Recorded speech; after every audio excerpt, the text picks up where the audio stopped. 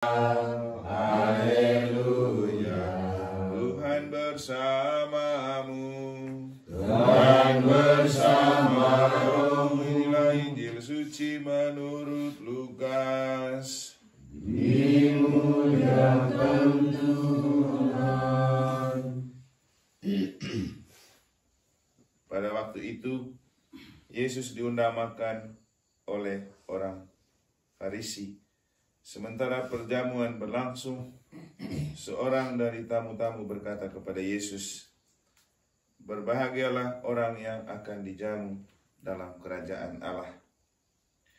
Tetapi Yesus berkata kepadanya, "Ada seorang mengadakan perjamuan besar yang mengundang banyak orang, dan menjelang perjamuan dimulai, ia menyuruh hambanya mengatakan kepada para undangan, 'Marilah, sebab segala sesuatu sudah siap.' Tetapi mereka semua minta dimaafkan. Yang pertama berkata, 'Aku baru membeli ladang dan harus pergi melihatnya. Aku minta dimaafkan.' Yang lain berkata, 'Aku baru membeli 5 pasang lembu kebiri dan aku harus pergi mencobanya. Aku minta dimaafkan.' Yang lain lagi berkata, 'Aku baru saja menikah dan karena itu aku tidak dapat datang.' Maka kembalilah hamba itu dan menyampaikan semua itu kepada tuannya. Lalu murkalah tuan rumah itu dan berkata kepada hambanya, 'Pergilah segera ke segala jalan dan lorong kota, dan bawalah kemari orang-orang miskin dan cacat, orang-orang buta dan lumpuh.' Kemudian hamba itu melaporkan, 'Tuan, apa yang Tuhan perintahkan sudah dilaksanakan. Sekalipun demikian, masih ada tempat.' Maka Tuhan itu berkata, 'Pergilah ke semua jalan dan persimpangan dan paksalah orang-orang yang ada di situ masuk, karena rumahku harus penuh.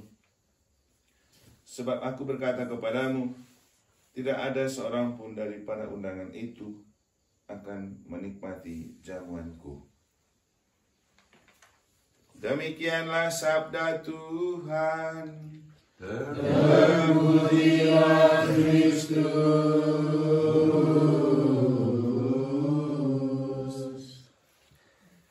Saudara-saudari, bapak-bapak yang saya kasihi dalam Tuhan, dari apa yang disampaikan oleh Santo Paulus dalam bacaan pertama dan Injil, ada satu hal yang perlu kita maknai dalam hidup kita sehari-hari, yaitu lakukanlah apapun dengan tulus, atau seperti yang sudah dikatakan oleh Uskup Ruteng dalam waktu tabisannya, omnia in caritate, lakukan apapun dengan kasih.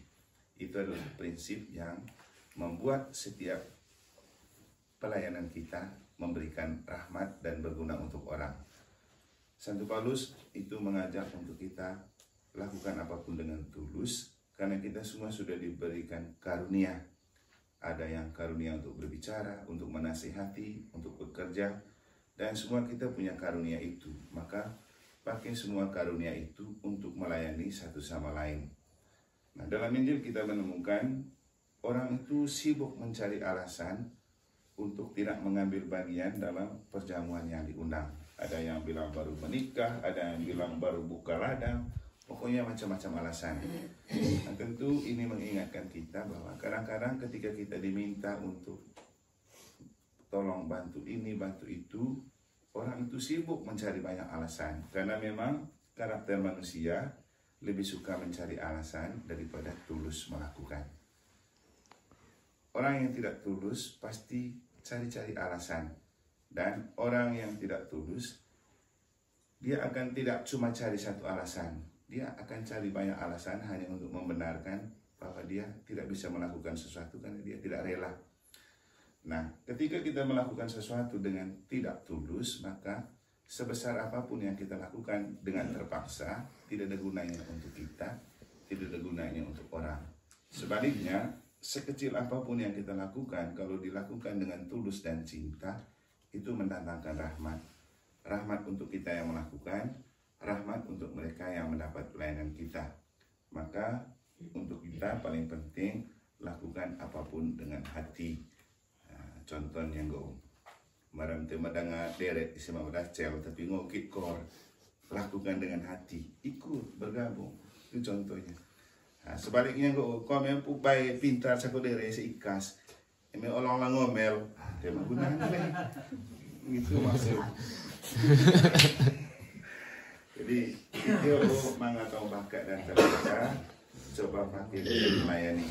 Kami selikota sering kata ngopes, dere kata semangat kata mehut dere goals, hidup ini adalah kesempatan, hidup ini untuk melayani Tuhan. Dere si lelo suara gaya, cai giliran lo, hau lektor minggu musik, apa ibu guna dere yoga? Bawa dere hidup ini kesempatan untuk melayani, cai tei, tuh boleh, dere bawa bos juga. Nah itu maksudnya, macam ada borak kita lohami. Mungkin pernah cerita laku Pak Halim Ngasang, Polito Mata kan. Nah, Pak Halim bina aku anak. Jadi aku diang ukole gelang patanta bisa 1000 hari anak ya. Jadi ya mata dulu sekitar mata Daromoyomi sebelum Covid. Jadi ya baik pasti lama DLC. Biasa urusan sistem seli gereja. Kemudian makulite ilang tanda iten bisa. Royal ya rajin memisah. Itu ke satu kali ya peti periksa di rumah sakit langsung dirujuk ke Surabaya. Sebelum mulai Surabaya ya ngoleh gua Maria ngaji doa apa pokoknya tegi boleh lihat foto dia aku nih gua ori. Ternyata ngoleh Surabaya itu ya tapi boleh udah matan lah juga karena apa ternyata ada kanker kecuali di perut. Kemudian sebelum matanya pas oni ICU video call tahu lihat terkenal dia termasuk aku kulit. Pada video call itu dia agak dari hiu hidup ini ada gua suara nafas-nafas macam mau putus. Kemudian chat aku lihat itu Romo kalau Tuhan masih memberikan saya hidup saya akan pakai semua kehidupan saya untuk melayani. Nah, artinya konempu mata tahu sisi kan. Tapi apa yang sudah mereka buat dalam pelayanan itu yang membuat orang selalu mengenang. Jadi sekitar tahun lo pas zaman Covid itu anak mengenal Covid. Jadi kan sisa anak agunden, anak satu-satunya. Pora seso mga oto, mga toko, gudang. Tapi rajin mau ngaji, aktif di KBG. Jera lektor. Bahkan dia kalau nanti memolor suara, jera Mazmur pernah dia. Miliar Mazmur itu. Tapi pengen dia ngerami seharian, potong do bayar apa, bayang go suara dia apa dong. Tapi katanya. Kemudian di sana kalau pas puncak COVID pengaruh penyakit bawaan anak dia temolah secara akhirnya serang 2 minggu mata. Sisanden. Jadi sebelum matanya, polis tanggambar dia ke kuburan kuburan Daeman, kuburan Den, atau kuburan Diha. Kut pandai biasa kan Cina kan ngancep pandai mui kubur kan. Tulis ayat-ayat kitab suci. Jadi itu kan karena Covid dikubur setelah Covid. Boleh kubur yang mau aku berkat. Kita yang lama mangga. Nah, nanti kalau 40 hari baru kita misal oh iya Romo. Ternyata karena merasa kehilangan 12 hari kemudian mata boleh maman. Jadi dalam beberapa hari poli kubur ya drop lalu mata habislah satu keluarga. Cuma sisa keluarga auto toko gudang. Tapi kemudian apa yang membuat mereka hidup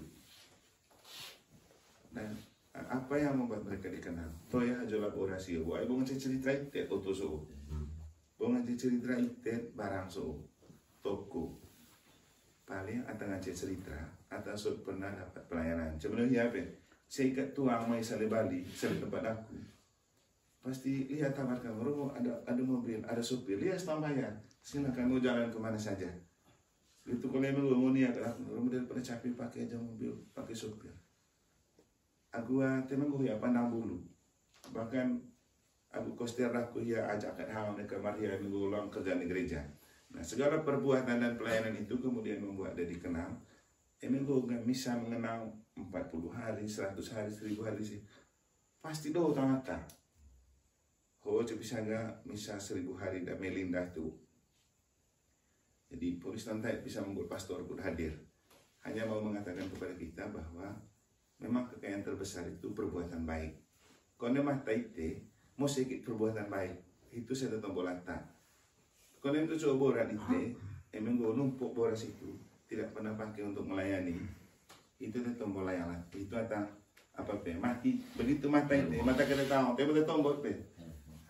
Itu artinya itu punya kekayaan masing-masing macam-macam. Ada yang kekayaan untuk berpikir, ada yang untuk berbicara, ada yang untuk bekerja. Pakai situlah tentang pelayanan. Sangat atas menikmati pelayanan itu, pasti mereka akan terkenal dan bercerita tentang kita. Karena aku teman-teman pastor, ini kabeh apa yang di paroki. Jaga tiba-tiba mata itu atau di paroki itu kan teretang. Biar pindah-pindah. Minggu beti ko mata itu, doa ngaji. Aku mata itu, doa kereta, aku ngaji dan itu. Jadi biar pindah-pindah. Nah, ini sedikit cerita untuk mengatakan kepada kita bahwa mari kita melakukan apapun yang bisa kita buat sesuai dengan bakat dan talenta kita. Aku nekan cemberut, lakukan dengan hati, dengan penuh cinta. Barang go kembali selatan. Mungkin orang juga tidak suka dan tidak senang. Itu kan urusan orang. Yang pasti Tuhan tahu hati kita. Kita melakukan dengan tulus, kita melakukan dengan cinta, rahmatnya akan tetap terus mengalir untuk kita. Akhirnya ngau pesan dari Yesus tentang murid-murid ketika mereka diutus ke tempat-tempat, kan do takluk setan atau sehat atau beti kolese ya. Ketika Yesus mengutus 70 murid, mengatakan, murid, sukses nih, setan-setan apa semua takluk. Contoh murid Yesus, ya bolehlah kamu senang karena kesuksesan itu, tapi yang lebih penting karena perbuatan baik itu namamu terdaftar di surga. Itu paling penting. Kita buat baik supaya nama terdaftar di surga. Sehingga memang tadi kalau kita mengaji lah tadi penting karena kita punya perbuatan baik sudah membuat kita masuk surga.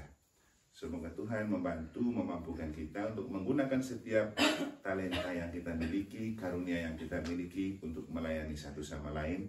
Semoga Tuhan memberkati.